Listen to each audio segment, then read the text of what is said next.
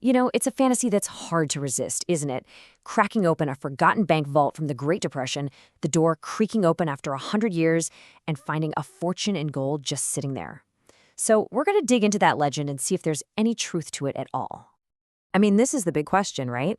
In the absolute chaos of the 1930s, when banks were failing left and right, could someone's life savings in solid gold have just been overlooked, left behind to be found almost a century later? It sounds almost plausible. And you totally get why the myth exists when you look at these old banks. They were built like fortresses, these incredible stone and steel temples to money. They were meant to scream permanence and trust. So it's easy to imagine their vaults still hold some pretty big secrets. But to figure out what really happened, we have to go back to the moment these fortresses started to crack. So the whole stage for this myth was set by a complete, total, catastrophic failure of the American banking system. And this wasn't some slow decline. It was a series of financial earthquakes that created the perfect conditions for a legend like this to be born. Just look at this timeline. You can see how fast everything spirals out of control. It starts as a ripple in late 1930, but by September 1931, it's a tidal wave. That's when Britain abandoned the gold standard, and it sparked a massive panic here in the US. People were literally running to the banks, trying to get their money out, hoarding any cash or gold they could find. The final domino falls in February 1933, when Michigan declares a bank holiday, which basically froze the whole system and triggered a complete nationwide shutdown.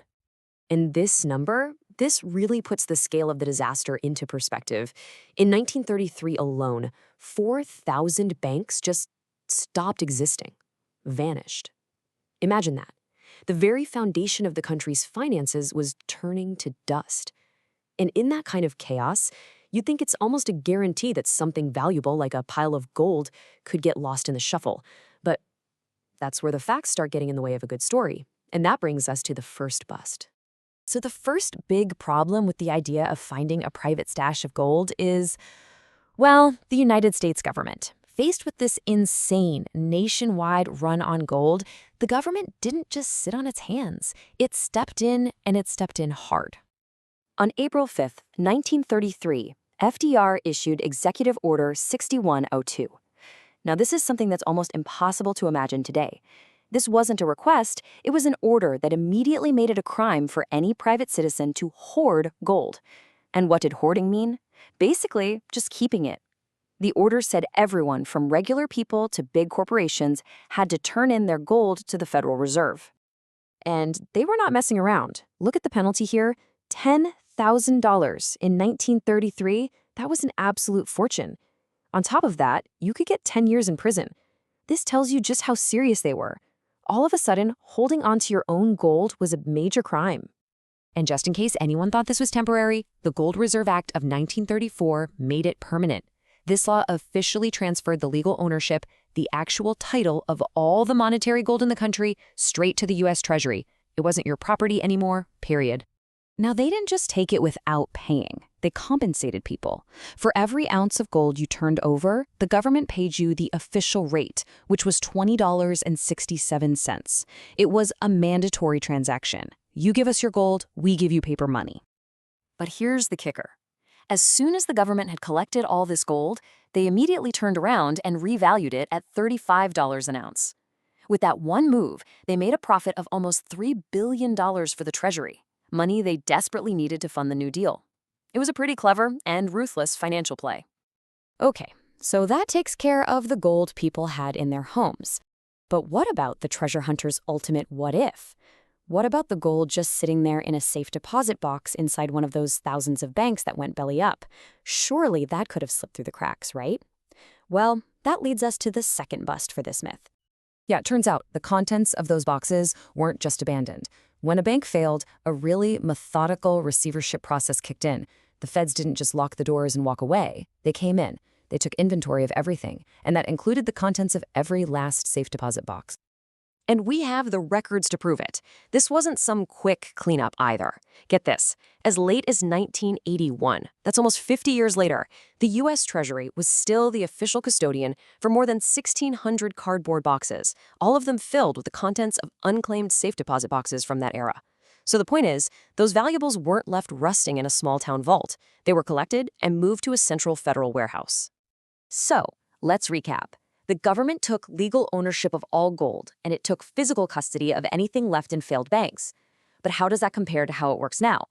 Understanding this is really the third and final nail in the coffin for the whole lost gold myth. This table really lays it out. What happened in 1933 was a confiscation. The government took the title, the legal ownership of the gold. Today, if a safe deposit box gets abandoned, states take temporary custody of the stuff inside to protect it. The key difference is ownership versus custody. Back then, the gold legally belonged to the government. Today, abandoned property still legally belongs to you or your heirs forever. Now, you might be thinking, this all sounds like ancient history. I mean, the government seizing assets from a private vault? That couldn't happen today, right? Well, it does. It just goes by a different name. Let me tell you about a raid that happened just a few years ago in 2021 on a company called U.S. Private Vaults. The FBI had a warrant for the company itself, and that warrant explicitly said agents were forbidden from searching and seizing what was inside the individual customer boxes. But they did it anyway. They opened hundreds of boxes and took over $85 million in cash, gold, and other valuables. And this left hundreds of innocent people who weren't even suspected of a crime in a total legal nightmare of having to sue the government to get their own stuff back. Joseph Ruiz was one of those people, and his quote just says it all. The legal process he got caught up in is called civil asset forfeiture. It lets law enforcement seize property they suspect is tied to a crime, even if the owner is never actually charged with anything.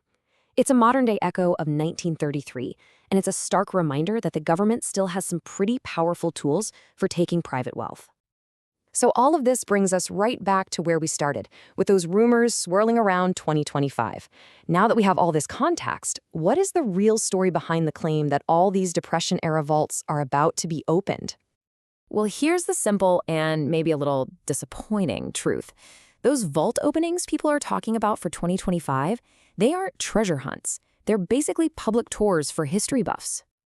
Yeah, events like Doors Open California are all about preserving our culture. They let people go inside these magnificent historic buildings. You get to admire these incredible old vault doors as works of art and just appreciate the design. The treasure isn't what's in the vaults anymore. The vaults themselves are the treasure. So, in the end, the myth of finding lost Depression-era gold is just that, a myth. It's a great story, but it's busted by a very real history of federal confiscation and meticulous record-keeping. But it does leave you with a pretty cool question, doesn't it? If the gold is all gone, what other forgotten stories and hidden histories are still locked away inside the buildings we walk past every single day?